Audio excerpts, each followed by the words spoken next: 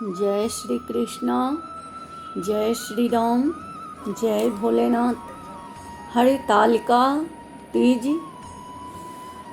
तीजों का व्रत कब और क्यों किया जाता है? हरितालिका तीज का यह प्रसिद्ध व्रत भादो मास के शुक्ल पक्ष में तृतीया को किया जाता है। तृतीया तिथि को किए जाने के कारण स्त्रियों में यह व्रत अधिकतर तीजों को नाम से जाना जाता है। कुमारी लड़कियों में यह व्रत इच्छित वर पाने की आशा से तथा विवाहित स्त्रियां सुहाग की रक्षा और पति की सुख की कामना करके करती है। प्राचीन काल से चल रही मान्यता के इस व्रत को करने वाली स्त्रियां पार्वती के समान सुखपूर्वक जीवन यापन करके शिवलोक को प्राप्त होती है। बोलिए जय श्री कृष्ण, जय भोलेनाथ।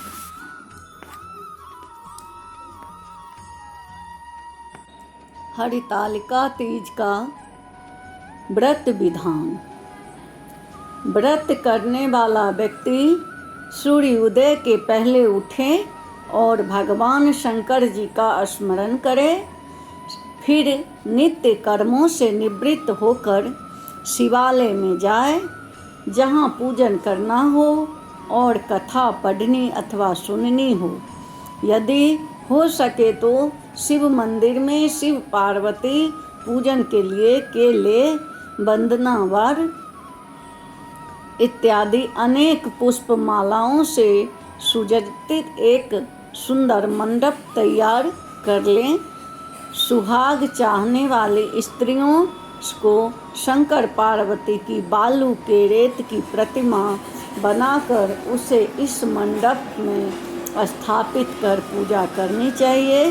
पूजा में शिव पार्वती संबंधित कोई भी स्तोत्र अथवा शिव चालीसा का पाठ करें सकते हैं। तत्पश्चात एकाग्रचित नीचे लिखी कथा को पढ़ें। बोलिए जय श्री कृष्ण, जय श्री राम।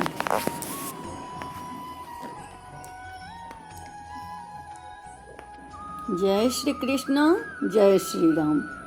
हरितालिका तीज व्रत का कथा। जिसके दिव्य केशों पर मंदार आँख के पुष्पों की माला शोभा देती है और जिन भगवान शंकर के मस्तक पर चंद्र और कंठ में मुंडों की माला पड़ी हुई है, जो माता पार्वती दिव्य वस्त्रों से तथा भगवान शंकर दिगंबर भेष धारण किए हुए हैं, उन दोनों भवानी शंकर को नमस्कार करती हूँ।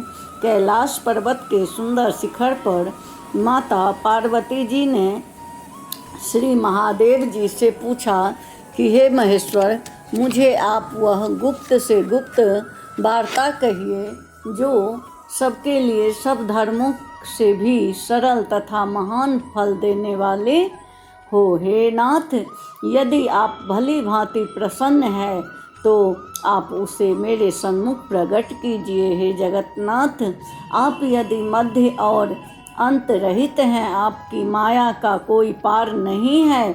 आपको मैंने किस भांति प्राप्त किया है? कौन से व्रत, तप या दान के पुण्य फल से आप मुझ पर वर रूप में मिले? श्री महादेव जी बोले, हे देवी सुनो, मैं तेरे सन्मुख उस व्रत को कहता हूँ जो परम गुप्त है।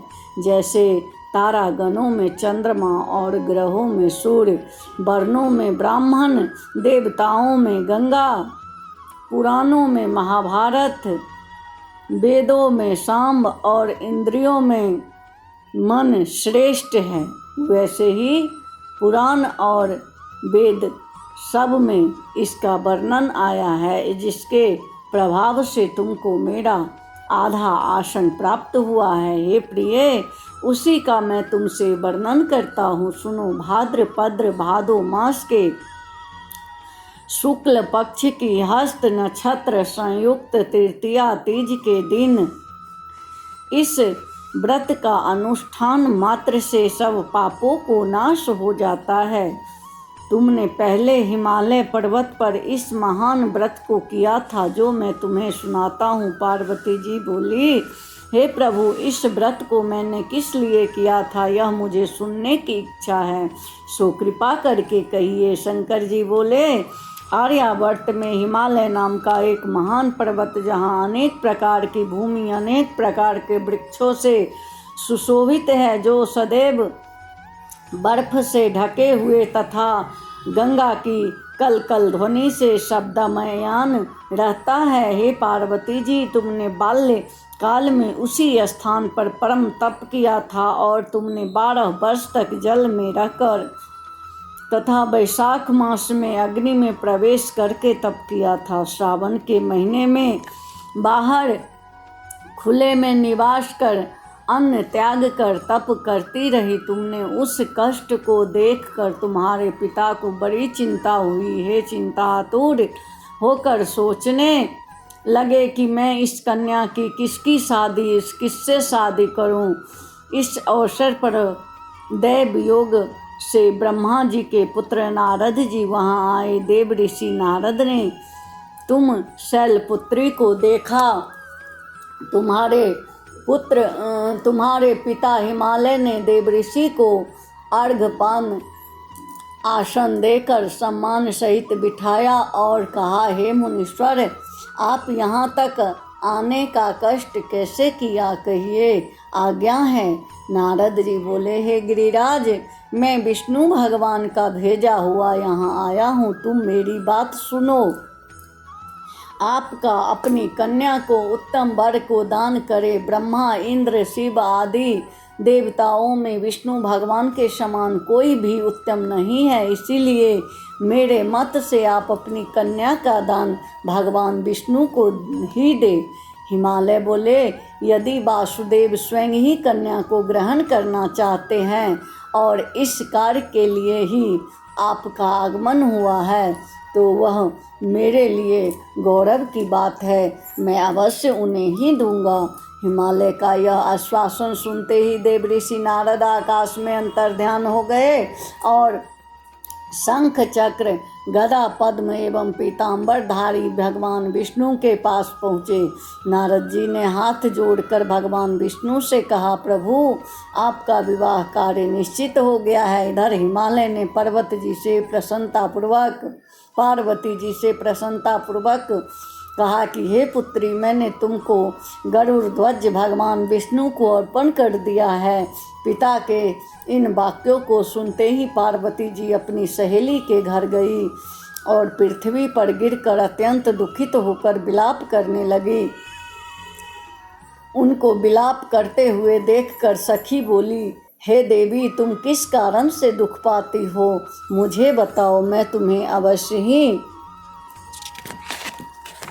तुम्हारी इच्छा पूर्ण करूंगी। पार्वती जी बोली, हे सखी, तुम सुन, मेरी जो मन की अभिलाषा है सुनाती हूँ। मैं श्री महादेव जी को वरण करना चाहती हूँ। मेरे इस कार्य को पिताजी ने बिगाड़ना चाहा है, इसीलिए मैं निसंदेह इस शरीर का त्याग करूँगी। पार्वती के इन वचनों को सुनकर सखी ने कहा, हे देवी, जिस वन को तुम्हारे पिताजी ने न देखा हो, तुम वहाँ चली जाओ।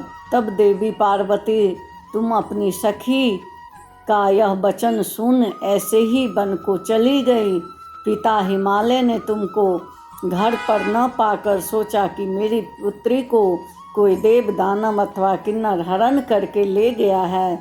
मैंने नारद जी को वचन दिया था कि मैं पुत्री का गरुड़ ध्वज भगवान के साथ वरण करूँगा। हाय सब, अब यह कैसे पूरा होगा। ऐसा सोचकर वे बहुत चिंतातुर हो मूर्छित हो गए। तब सब लोग हाहाकार करते हुए दौड़े और मूर्छा दूर होने पर गिरिराज बोले कि हमें आप अपनी मूर्छा कारण गिरिराज से बोले कि हमें आप अपनी मूर्छा का कारण बताओ। हिमालय बोले, मेरे दुख का कारण यह है कि मैं रत्न रूपी कन्या को कोई हरण ले करके ले गया है, सर्प डस गया है, किसी का सिंह या व्याध ने मार डाला है, वह न जाने कहाँ चली गई है, उसे राक्षस ने मार डाला है। इस प्रकार कहकर गिरिराज दुखित होकर ऐसे कांपने लगे जैसे तीव्र वायु के चलने पर कोई वृक्ष कांपता है। तत्पश्चात, हे पार्वती, तुम्हें गिरिराज साथियों सहित घने जंगलों में ढूंढने निकले सिंह, व्याध, वृक्ष आदि हिंसक जंतुओं के कारण वन महाभयानक प्रतीत होता था। तुम भी सखी के साथ भयानक जंगल में घूमती हुई वन में एक नदी के तट पर एक गुफा में पहुंची। उस गुफा में तुम अपनी सखी के साथ प्रवेश कर गई, जहां तुम अन्न जल त्याग कर के बालू का लिंग बनाकर मेरी आराधना करती रही। उस समय पर भाद्रपद मास की हस्त नक्षत्र युक्त तृतीया के दिन तुमने मेरा विधि विधान से पूजन किया तथा रात्रि को गीत गायन करते हुए जागरण किया। तुम्हारे उस महाव्रत के प्रभाव से मेरा आसन डोलने लगा। मैं उसी स्थान पर आ गया जहाँ तुम और तुम्हारी सखी दोनों थी। मैं आकर तुमसे कहा कि हे ब्राह्मणे, मैं तुमसे प्रसन्न हूँ, तू मुझसे वरदान मांगा। तब मैं तुम्हें कहा कि हे देव, यदि आप मुझसे प्रसन्न हैं तो आप महादेव जी से मेरे पति हो। मैं तथास्तु ऐसा कहकर कैलाश पर्वत को चला गया और तुमने प्रभात होते ही मेरी उस बालू की प्रतिमा को नदी में विसर्जित कर दिया। हे सुबे, तुमने वहाँ अपनी सखी सहित व्रत का पारायण किया।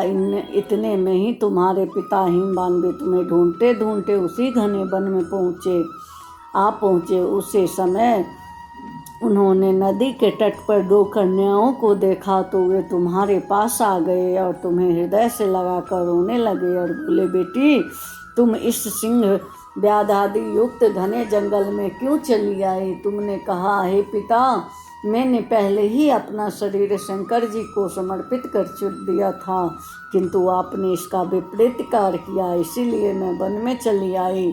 ऐसा सुनकर हिमवान ने तुमसे कहा कि मैं तुम्हारी इच्छा के विरुद्ध ये कार्य नहीं करूँगा। तब वे तुम्हें लेकर घर को आए और तुम्हारा विवाह मेरे साथ कर दिया। हे प्रिय, उसी व्रत के प्रभाव से तुमको मेरा अर्धासन प्राप्त हुआ। इस व्रत राज को मैंने भी अभी तक किसी को सन्मुख वर्ण नहीं किया है। हे देवी, अब मैं तुम्हें यह बताता हूँ कि इस व्रत का यह नाम क्यों पड़ा। तुमको सखी हरण करके ले गई थी, इसीलिए हरितालिका व्रत पड़ा। इसका नाम पार्वती जी बोले, हे स्वामी, आपने इस व्रत का नाम तो बता दिया, किंतु मुझे इसकी विधि एवं फल भी बताइए कि इसके करने से किस फल की प्राप्ति होती है। तब भगवान शंकर जी बोले, इस स्त्री जाति के अयुत्तम व्रत की विधि सुनिए। सौभाग्य की इच्छा रखने वाली स्त्रियां इस व्रत को विधि पूर्वक करें।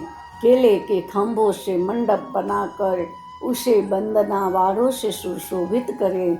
उसमें विविध रंगों के उत्तम रेशमी वस्त्र की चांदनी ऊपर तान दे, चंदन आदि सुगंधित द्रव्यों को लेपन करके स्त्रियां एकत्र हो शंख, मेरी, मृदंग आदि बाजावे विधि पूर्वक मंगलचार करके इन गौरी शंकर की बालू निर्मित प्रतिमा स्थापित करे। फिर भगवान शिव पार्वती जी का गंध, धूप, पुष्प आदि से विधि पूर्वक पूजन करे। अनेकों नैवेद्यों के भोग लगावे और रात्रि को जागरण करे। नारियल, सुपारी, जम्बारी, नींबू, लौंग, अनार, नारंगी आदि ऋतु फल तथा फूलों को एकत्रित करके धूप दीप आदि से पूजन करके कहे, कल्याण स्वरूप शिव, हे मेरे मंगल स्वरूप शिव, हे मंगल रूप महेश्वरी, हे शिवे, सब कामनाओं को देने वाली देवी कल्याण रूप तुम्हें मैं नमस्कार करती हूँ। कल्याण रूप स्वरूप माता पार्वती,